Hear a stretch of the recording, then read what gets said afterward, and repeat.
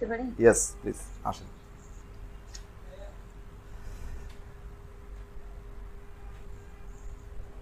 হ্যাঁ আসসালামু বসেন। আলাইকুম। ওয়ালাইকুম আসসালাম, বসেন। দেন কাগজটা দেন, আপনি বসেন। কি নাম আপনার?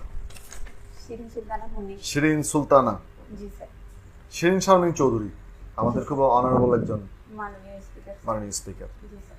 রাষ্ট্রীয় প্রোটোকলে বা রাষ্ট্রীয় মানে কি বলবো অভ্যর্থনায় জি স্যার। তার অবস্থান কত? তৃতীয়। প্রথম কে? স্যার রাষ্ট্রপতি, মাননীয় মহামান্য রাষ্ট্রপতি। তারপর মাননীয় প্রধানমন্ত্রী। স্পিকার হবে না নাকি মাননীয় প্রধানমন্ত্রী হবে? মাননীয় প্রধানমন্ত্রী। তারপর 3 নাম্বার স্যার আমাদের মাননীয় স্পিকার। আচ্ছা একটু পড়ে নেবেন। হ্যাঁ জি স্যার। আচ্ছা, তো মাননীয় স্পিকার, আমাদের রাষ্ট্রপতি যখন দায়িত্বে থাকবেন না, কোনো কারণে অসুস্থ হবেন, বিদেশ ভ্রমণে, উনি কার কাছে দায়িত্ব দিয়ে যাবেন? স্যার মাননীয় স্পিকারের কাছে। স্পিকার। রাষ্ট্রপতিকে শপথ বাক্য পাঠ করাবেন কে? মাননীয় স্পিকার স্যার। আচ্ছা, সংসদ সদস্যদের শপথ বাক্য পাঠ করেন কে? মাননীয় মহামান্য রাষ্ট্রপতি। মহামান্য রাষ্ট্রপতি। প্রধানমন্ত্রীকে শপথ বাক্য পাঠ করেন কে? স্যার মহামান্য রাষ্ট্রপতি। প্রধানমন্ত্রীকে শপথ বাক্য কে করেন? স্যার মহামান্য রাষ্ট্রপতি। রাষ্ট্রপতি। গুড, ঠিক আছে। সংবিধানের কত নম্বর অনুচ্ছেদে অনুচ্ছেদ বলে এটি? সংবিধানের স্যার 142 নম্বর অনুচ্ছেদ অনুসারে। কি বলেছে সেখানে? স্যার কতিপয় পদের শপথ রয়েছে, সেই অনুযায়ী স্যার বাংলাদেশের সংবিধানের তফসিল কয়টি? স্যার 7টি। আচ্ছা, তফসিল কি আসলে? স্যার পূর্বে আলোচনা করা হয়েছে মূল অনুচ্ছেদগুলোকে, কিন্তু ওগুলার যথাযথ ব্যাখ্যার দরকার এবং এটা প্রয়োজনীয়, সংবিধানে একটা অন্তর্ভুক্তির প্রয়োজনীয়, কিন্তু অনুচ্ছেদে দেওয়া যাচ্ছে না। সেগুলোকে স্যার পরে পরিশিষ্ট হিসেবে সংযোজন করা হয়েছে, ওগুলোকে স্যার তফসিল বলা হয়। Point of politics K? Sir আমাদের জাতির জনক বঙ্গবন্ধু শেখ মুজিবুর রহমান। আচ্ছা, কে দিলেন তাকে এই উপাধি? স্যার নিয়োজিত পত্রিকা স্যার। কেন? স্যার বঙ্গবন্ধুর 7 মার্চের জ্বালাময়ী ভাষণের জন্য। 7 মার্চের ভাষণটা বর্তমানে এটা আমাদের কোথায়, মানে কি জন্য এটাকে স্বীকৃতি দেওয়া হলো? এটাকে কি হিসেবে স্বীকৃতি দেওয়া হলো? স্যার ওয়ার্ল্ড হেরিটেজ ডকুমেন্ট হিসেবে। কেন স্যার এই ডকুমেন্ট? কারণ আমাদের এই ভাষণের মাধ্যমে ওয়ার্ল্ড হেরিটেজ ডকুমেন্টে কোন ডকুমেন্টগুলো স্থান পায়? কি মানে ওর একটা ক্যাটাগরি থাকবে না? কোন ক্যাটাগরি ডকুমেন্টগুলো সেখানে স্থান পায়? মানে এটা একটা ক্রাইটেরিয়া আছে, কোন ক্রাইটেরিয়াতে সেটা এখানে স্থান পায়? ওটা জানা নেই। পৃথিবী বিখ্যাত কয়েকটি ভাষণের নাম বলেন তো। Sir I have a dream, Martin Luther king, তারপর স্যার গেটিসবার্গের ভাষণ, আব্রাহাম লিঙ্কন, আর বঙ্গবন্ধুর 7 মার্চের ভাষণ। বঙ্গবন্ধুর 7 মার্চ। তিনটা ভাষণকে কোঅর্ডিনেট করেন তো একটু। স্যার মানে গেটিসবার্গের ভাষণটা যদি বলতে চাই স্যার, ওটা হচ্ছে গণতন্ত্রের জন্য দেওয়া হয়েছিল। আর আমাদের মাননীয় আমাদের স্যার জাতির জনক বঙ্গবন্ধু শেখ মুজিবুর রহমান দিয়েছিলেন যেটা, ওটা স্যার অলিখিত ছিল, কিন্তু স্যার গেটিসবার্গের ভাষণে স্যার লিখিত ছিল। আর এটার সময়কাল ছিল 2 মিনিট। আমাদের জাতির জনকের ভাষণ ছিল স্যার রেকর্ডেড ছিল স্যার 18 মিনিট। আচ্ছা ঠিক আছে, আমরা এখন অন্য জায়গাতে যাই। আপনি কোন সাবজেক্ট থেকে পাস করেছেন? স্যার আমি মৎস্য বিজ্ঞান অনুসারে। মৎস্য বিজ্ঞান। জি স্যার, মৎস্য বিজ্ঞান বলে স্যার আমাদের এটা। আচ্ছা ঠিক। কেন মৎস্য আর মৎস্যের মধ্যে পার্থক্যটা কি? মৎস্য হচ্ছে শুধু মাছ নিয়েই স্যার, আর মৎস্যতে স্যার মাছের পাশাপাশি স্যার যেমন আমার শামুক, ঝিনুক, এগুলো নিয়ে কাজ করেন। মোলাস্ক জাতীয় প্রাণী। আচ্ছা আচ্ছা, বুঝতে পেরেছি। আমাকে একটু বলেন তো, আমাদের বঙ্গোপসাগরের যে আমাদের যে টোটাল আমরা যে আমাদের যে এই মহিষপানে যে মাছগুলো আমরা পাই, এখানে কত প্রজাতির মাছ পাই আমরা? স্যার সামুদ্রিক 475 প্রজাতির মাছ। 475। আর টাঙ্গুয়ার হাওরে কত প্রজাতির পাই? স্যার ওটা স্যার সরি জানা নেই। টাঙ্গুয়ার হাওরকে তো ওয়ার্ল্ড হেরিটেজ বলে, ঠিক না? কি কারণে বলে? স্যার রামসার সাইট বলে স্যার টাঙ্গুয়ার। কেন? কারণ স্যার এইটা স্যার আমাদের বাংলাদেশের মৎস্যের স্বাদুপানির অন্যতম স্যার। কেন এটা, কেন এত বিখ্যাত কেন এটা?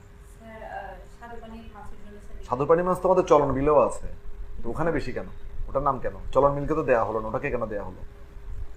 আচ্ছা আমাকে আমাদের সোর্স, আমাদের ফিশারিজ সোর্সগুলো কি, আমাদের মাছের সোর্সগুলো কোথায় আমাদের? স্যার আমাদের হাওর বাউর যদি আমরা স্যার বৃহৎ ক্যাটাগরি করি, ওখানে স্যার আমাদের অভ্যন্তরীণ মৎস্য আছে, একটা মুক্ত জলাশয়।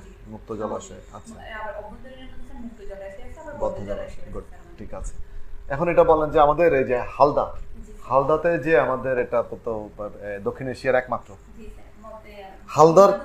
হালদার এমন কি বৈশিষ্ট্য আছে যার কারণে এখানেই শুধু কাপ জাতীয় মাছগুলো ডিম ছাড়ে? স্যার এটা বলতে গেলে এটা স্যার এটা স্যার পিওর ব্রিডিং গ্রাউন্ড আমাদের। কেন প্রিয় ব্রিডিং গ্রাউন্ডটা কেন? স্যার এটা হচ্ছে বাংলাদেশে উৎপত্তি এবং বাংলাদেশে। ঠিক আছে। আর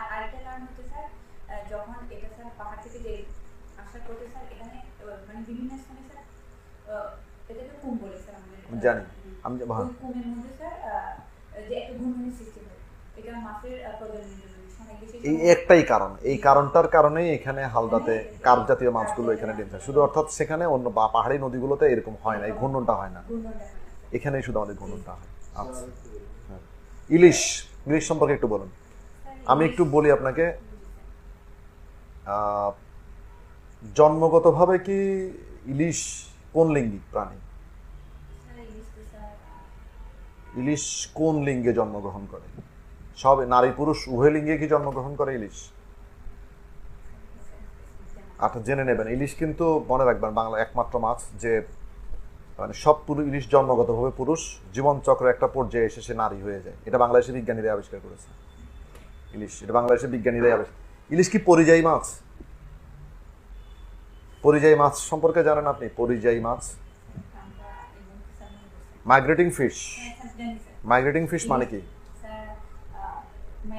যদি আমি মাইগ্রেশনটাকে বিভাজন করে তো স্যার এটা ডায়াড্রামাস অ্যানাড্রোমাস, তো স্যার ইলিশটাকে স্যার অ্যানাড্রোমাস বলে। কেন?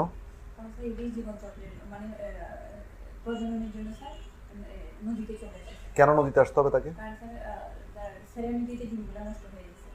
আর কোন নদীর ইলিশ স্বাদ হবে বলেন তো? পদ্মার ইলিশ, মেঘনার ইলিশ, কর্ণফুলীর ইলিশ? কেন? স্যার এখানে ইলিশের জন্য যে স্যার প্লাঙ্কটনটা স্যার যেটা দরকার স্যার পড়ে নেবেন একটু, হ্যাঁ এটা সে কারণে না, অর্থাৎ ইলিশ তো আসলে বেসিক্যালি সমুদ্রের মাছ, সে তীব্র স্রোতে যখন থাকে তার শরীরের ভেতরে যে চর্বিগুলো জমতে পারে না, আর পদ্মায় স্রোত কম, সে স্থির অবস্থায় থাকে, প্লাঙ্কটন খায়, চর্বি জমে যায়, এই জন্য সে মোটা তাজা গোল হয়ে যায়, এই জন্য সেটা স্বাদ হয়। পড়ে নেবেন। নারী উদ্যোক্তা বিষয়ে আপনার মনে হয়? স্যার আমি বলবো স্যার বর্তমান সরকার অধীনে স্যার নারীদের জন্য স্যার অনেক পদক্ষেপ নেওয়া হয়েছে। যেমন স্যার সর্বপ্রথম আমার যেটা ভালো লাগে স্যার নারীদের আশ্রয় প্রকল্প স্যার, সেখানে নারীদেরকে যে অধিকার দেওয়া হয়েছে স্যার ধনী মানুষের, এই জিনিসটা স্যার আমার তাহলে চাকরি কেন, ওই যে ব্যবসা তো করতে পারতেন, চাকরিতে কেন? মানে একজন নারী উদ্যোক্তা হলে তো আর চাকরির চেয়ে ব্যবসা কিন্তু টাকা অনেক বেশি। আর বাংলাদেশে ফরেন কেডের আর ওর কি চয়েস কি আছে? তাহলে চাকরিতে কেন আর আপনি ব্যবসা না করা? আচ্ছা একটা তোমার তো হচ্ছে বিসিএস প্রশাসন, ঠিক না? ঝুঁকিটা কম স্যার, সত্যি কথা। মৎস্য আইনের একটা ইয়ে করো তো, ভ্রাম্যমাণ আদালত পরিচালনা করো তো, মৎস্য আইনের একটা ভ্রাম্যমাণ আদালত পরিচালনা করবো। তোমার অ্যাডমিনিস্ট্রেশন এবং ফিশারি কাটা দুটোই একসাথে করলাম। মৎস্য আইনে কখন তুমি ভ্রাম্যমাণ আদালত পরিচালনা করো? কোন রুলস গুলা ভায়োলেট করলে তুমি ভ্রাম্যমাণ আদালত পরিচালনা করবা? স্যার সামুদ্রিক মৎস্য আইন 1982 সালে অধ্যাদেশ অনুসারে হ্যাঁ যদি স্যার ওভার ফিশিং করা হয় স্যার, যখন স্যার মাছ ধরবে স্যার 30 দিন পর, সেটা যখন স্যার আমাদের শহরে নিয়ে আসবে তখন স্যার ওটা চেক করলে যদি স্যার 23 সেন্টিমিটারের কোনো জায়গা পাওয়া যায় স্যার, সেক্ষেত্রে আমি স্যার অভিযান পরিচালনা করতে পারবো স্যার। আর স্যার ওভার ফিশিং একটা স্যার লিমিটেশন দেওয়া আছে আমাদের স্যার, ওই এটার চেয়ে যদি স্যার বেশি করা হয় সেক্ষেত্রে পরিচালনা করতে। ওকে, থ্যাংক ইউ। যাও, এখানে তোমার সাথে কিছু কথা বলি। ফার্স্ট অফ অল হচ্ছে যে তোমার প্রিপারেশনটা ভালো, হ্যাঁ তোমার প্রিপারেশন অনেক ভালো, মানে এটা ইমপ্রেস মি। আমি ভালো করেছি, আমি আশাবাদী। তুমি সব কিছু ভালো বলেছো, একদম অ্যাকুরেট, তোমার আনসারগুলো অ্যাকুরেট ছিল।